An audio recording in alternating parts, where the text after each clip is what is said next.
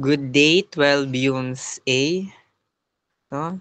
Today we're supposed to have face-to-face classes, right? But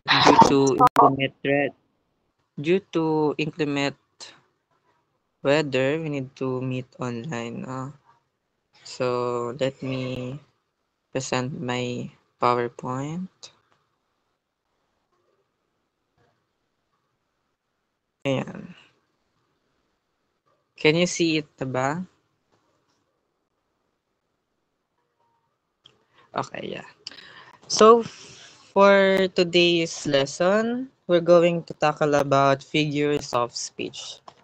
Does anyone of you know about figure of speech, or do you have a prior knowledge about it?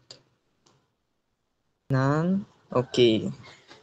So that's okay. We're going to tackle this about naman, no? So, but first of all, we have one short activity. So, what can you say about these pictures?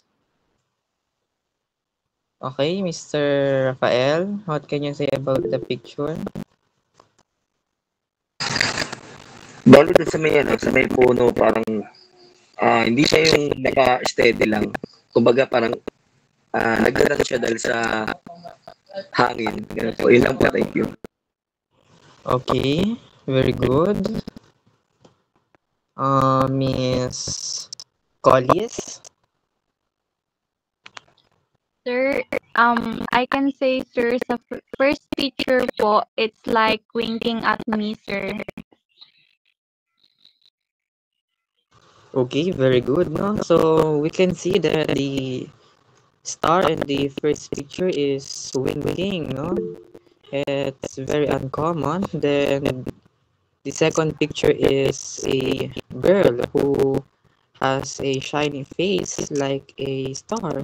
Then the tree, as Mr. Rafael said, the tree is dancing in the wind. So, let's see kung bakit ito yung mga pictures na nakikita natin dito, no? Next. Since this is our second week of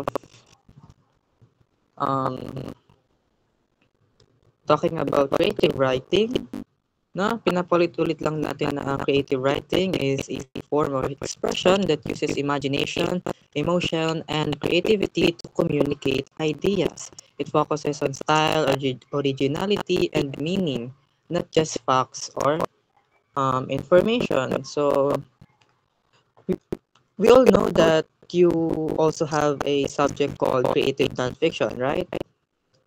In creative nonfiction, we use factual evidence and um, real life stories, not to create literary works. Well, here in our subject, creative writing, we all need is creativity and imagination. Oh, maybe. Okay, Mr. Katibo, you're late. Okay. Sorry, sir. Okay, let's proceed, no? So, in creative writing, we, sorry, nawala ako. Okay. In creative writing, we do literary works like poems where you can express yourselves by writing symbolic poem or short stories with creativity, plays, essays, songs, etc. So, papiyaw lang yan or recall lang sa ating subject na creative writing na tinalakay natin last time. So, let's proceed to our main topic for today. Anyone wants to read?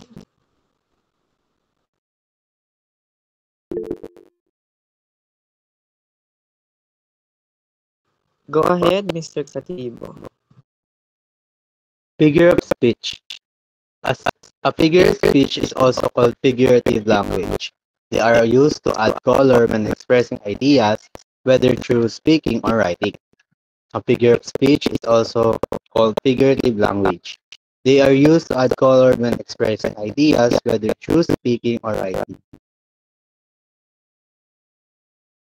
Thank you, Mr. Katibo. So, as he said, no, figure of speech is also called figurative language. No? In figure of speech, we use, or figure of speech is a word or phrase that possesses a separate meaning from its literal definition. So, parang ito ay symbolic phrase, sentence, or in images is like a photo that conveys or that has 1,000 of meaning, no? Then we have a different types of figures of speech. Do you know anyone or do you know any of these? You may raise your hand if you want to speak.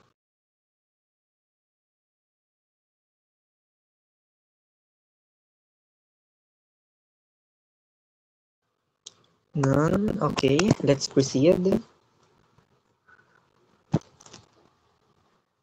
The first one is simile.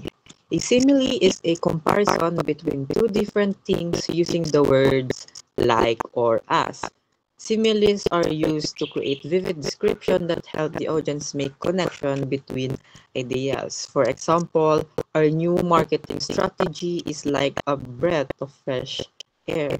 So, parang dito sa example natin is kinonnect niya or kinompare niya yung marketing strategy nila as a breath of fresh air, no?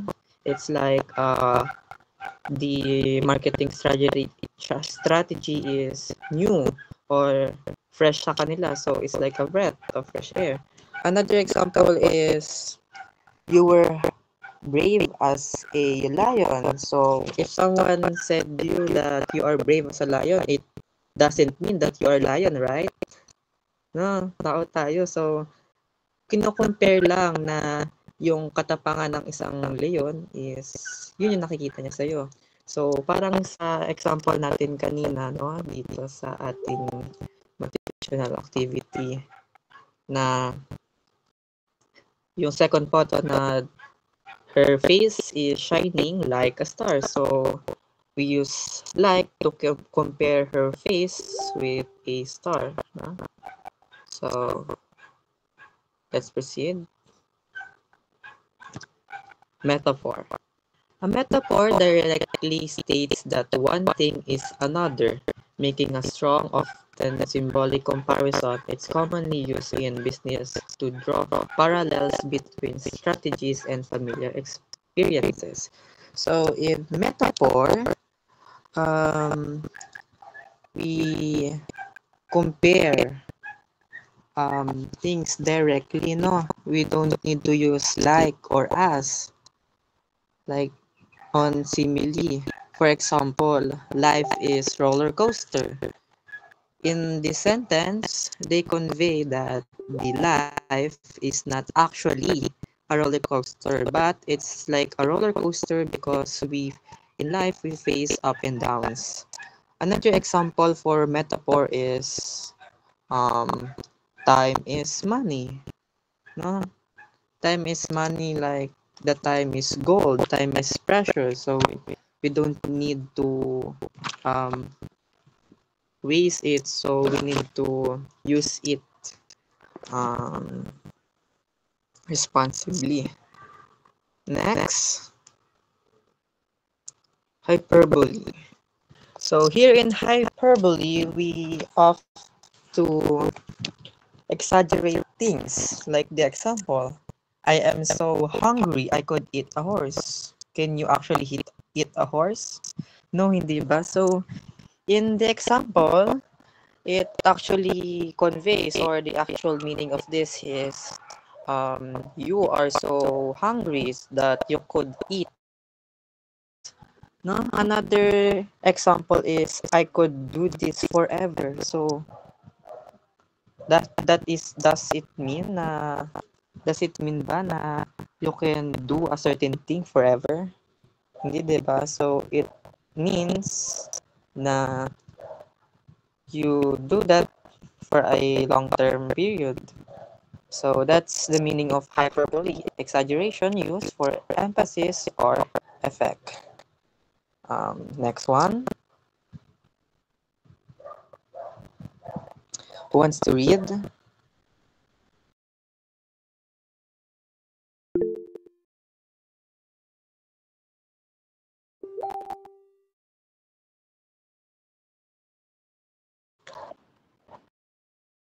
Miss Fernandez.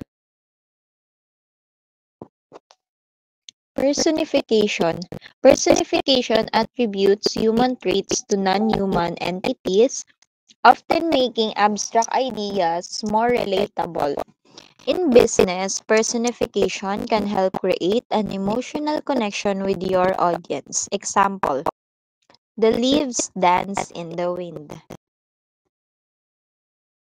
So thank you, Miss Venus. So personification is when you use a verb to a things that um non-human entities, no? For example nga, no, the leaves dance in the wind. Can the leaves actually dance? No, right? Um, like the picture earlier, no, the tree is dancing in the wind, but it's actually moving because of the strong wind. So it's like a dancing, no? Personification is giving a human characteristic to non-human things, such as inanimate objects or animals. Another examples is the flowers nodded, but the flowers can't actually nod, no? Di sila tumatango, but they are like nodding because if the wind pass them, no? Medyo sumasayaw or parang tumatango-tango sila. So, gets na po ang personification. Okay, next. The next figure of speech is synecdoche. In synecdoche, we use a part to represent the whole. For example, I hired hands to help us finish our work immediately. But it doesn't mean that I hired only hand, right? But it actually means that hired people because they are one who have hands to help me. Another example is the common slang that we use, like steer. Steer is a part of a car, right? Steering wheel. Then we usually use it in a sentence like, let's go. I have a steer. Let's stroll around like that. No? So dito sa synecdoche, ang kailangan mo lang gawin is yung kukuha ka ng isang part ng isang bagay, then yun ang gagamitin mo to represent the whole. Next is the paradox. In paradox, we use a phrase or statement that seems contradicting but makes some kind of emotional sense. For example, I am nobody. So, contradicting siya, no? Sinabi ko na I am, tapos nobody. So, meron bang ganun na nagsasalita na, nobody? But, in paradox, we can, what you call it? It might convey that if, for example, if someone had a birthday party, then your friends don't invite you, you can say, oh, I'm just a nobody for you. So, parang ganun, no? Na parang wala lang ako sa'yo. So, it's a paradox because it states a contradicting. Next is, who wants to read oxymoron? Okay, just raise your hand if you want to read.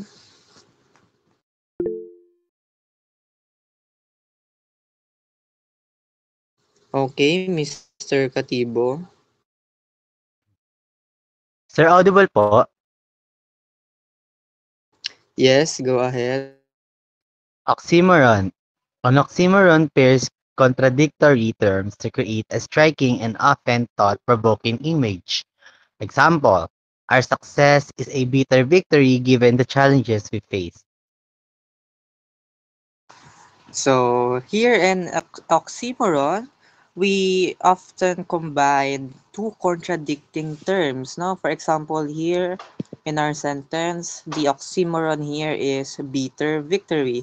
It's like contradicting, no, because na nakamit mo yung ano yung victory na success na gusto mo pero it's bitter. Why? Because they face many challenges, no? So it's like contradicting bitter victory. Another contradicting terms is awfully pretty. So it's contradict each other because you already said awfully, but you said that it is also pretty. So it's like a backhanded compliment, no? But it's actually gives some essence or taste in other literary works like in poetry, no? Lagi itong nagagamit sa poetry or sa novels, no? Ang oxymoron. Next, who wants to read?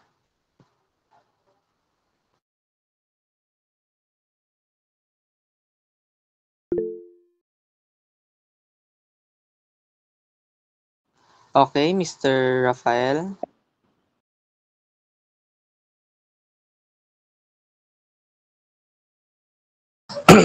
Hello, sir. Joable po, sir. Ap- apostro, apostro, apostro. Tama ba, sir?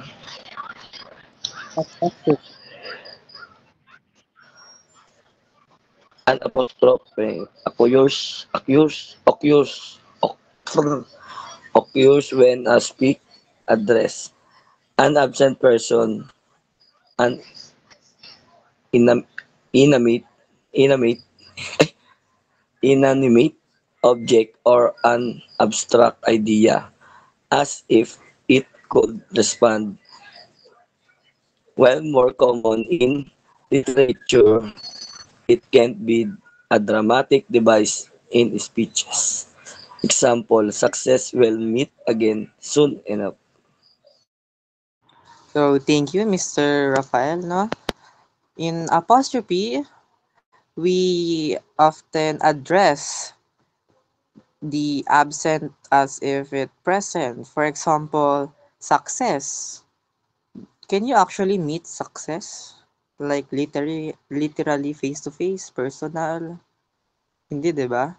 So here in apostrophe, success is um actually conveys that he will pursue or do everything to meet her or his success, no? Parang gustong-gusto niya yon na success siya eh.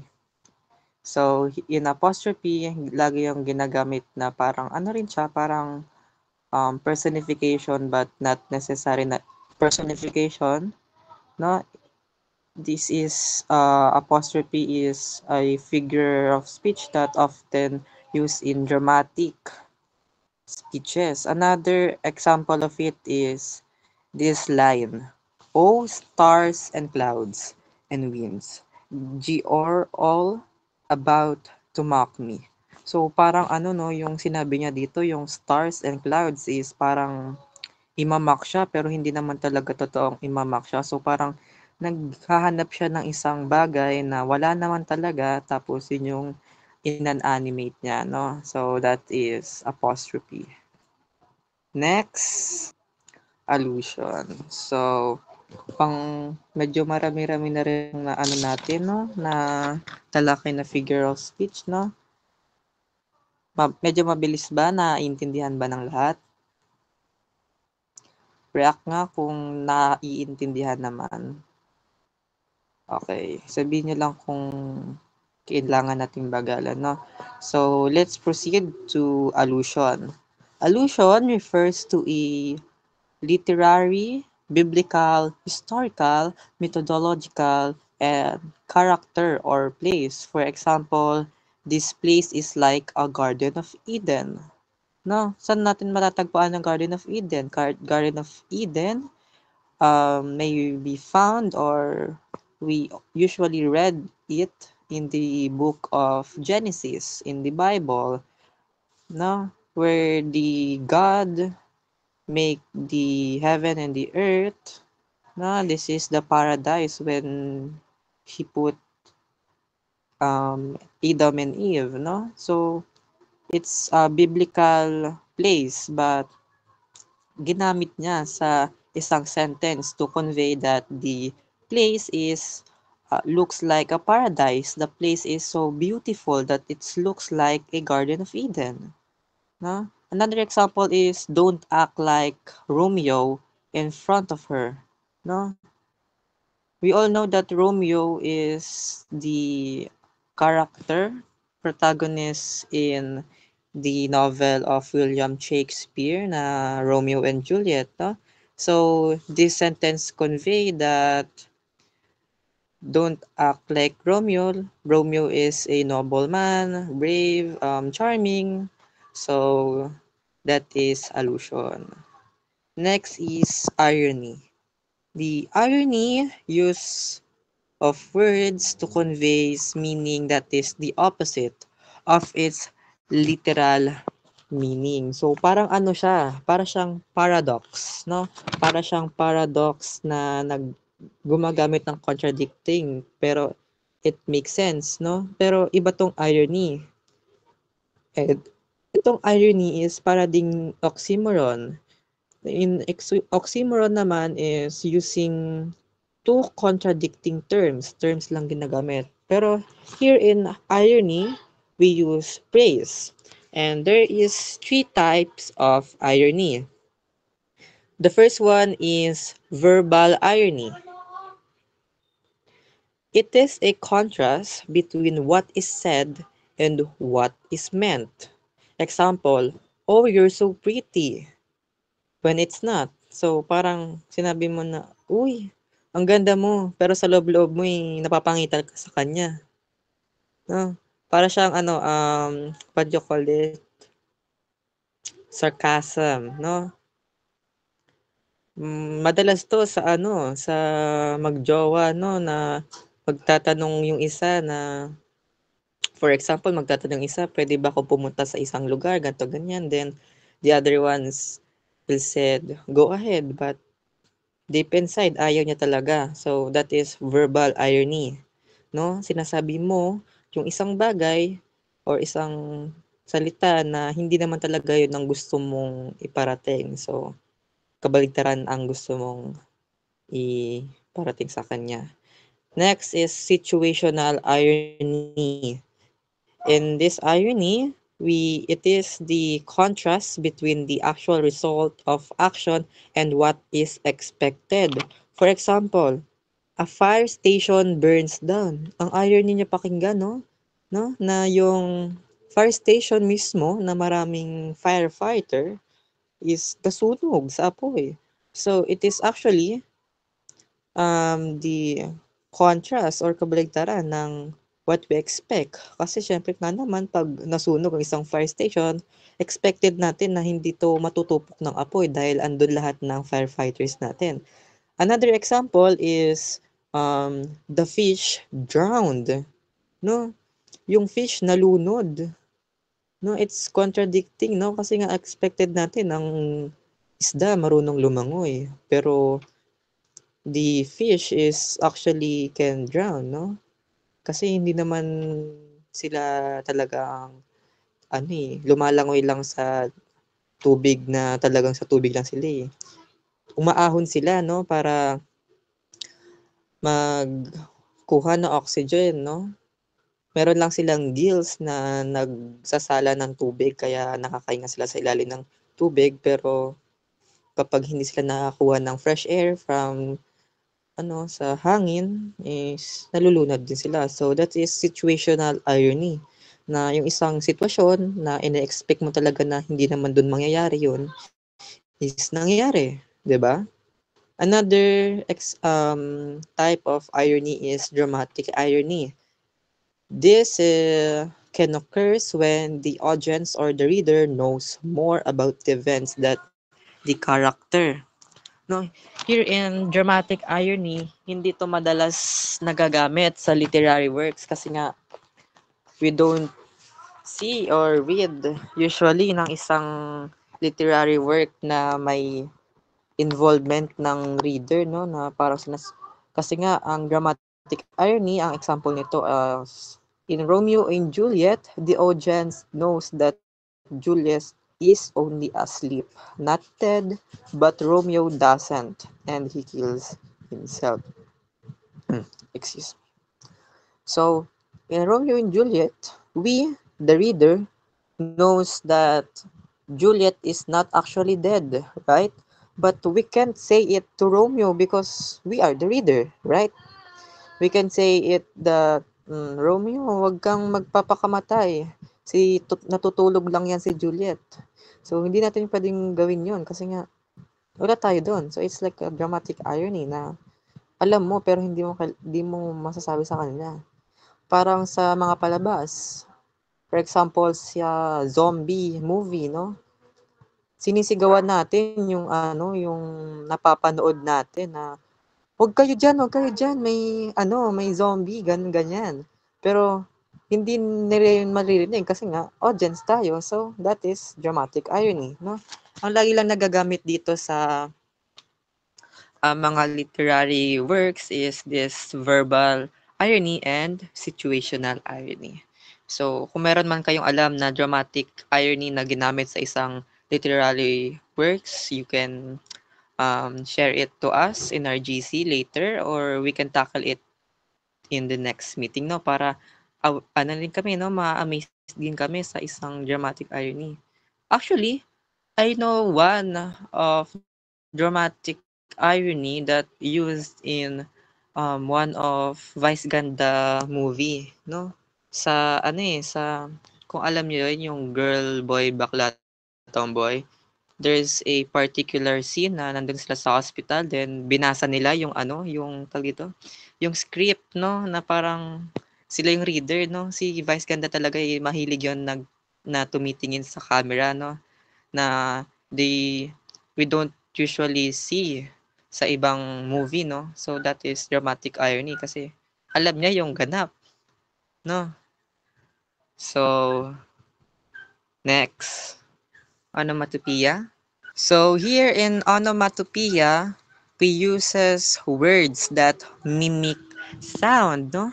For example, there's animal names, no? Pinangalangan sila dahil sa kanilang sound. For example, the cuckoo, that is a bird that we usually hear saying cuckoo, cuckoo, or whippoorwill, whooping crane rather, and chickadee that always say it. Just in our example sentence here, I just heard the meow of a cat. So meow is the sound of cat, no? Another example is buzz, buzz of a bee. What else? Whoosh, whoosh, like that, no? It sounds, it is a sound, right? Na lagi nating ginagamit sa ibang literary works. We often see this onomatopoeia used in manhwa, mangas, comics, no? Na nagbibigay buhay sa mismong work nila. So, actually, this figure of speech, no, talagang they are the key element, no, na para mapaganda ang isang um, malikhaing pagsulat or creative writing. No? Let's proceed. Euphemism. Okay, Miss Collis.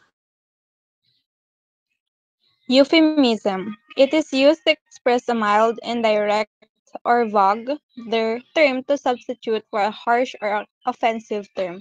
Example, I'm letting you go instead of I'm firing you. So here in euphemism, we we're going to use another term milder than we need or we want to express. For example, instead of saying I'm firing you na talagang mabigat yun eh pag na lalo na sa amin in a workplace, no? Pag sinabihan kami ng you're fired, it's so talagang ano yun eh, parang nakaka-depress, no? Kasi alam naman natin na mahirap humanap ng trabaho. Then, instead of saying it, you can say, I'm letting you go. So, parang mas mild siya pakinggan, no? So, here in euphemism, um, we use what you call it, sugar coating, right? Na pinapaganda mo yung isang salita para hindi makasakit ng isang tao. That is euphemism. Okay, understood? Before we proceed to our activity, do you have any questions, clarifications to our lesson? I will send it this PPT in our GC. Next assignment.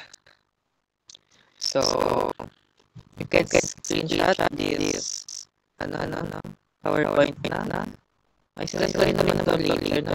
Parang yung ano rin to, yung inyong group activity.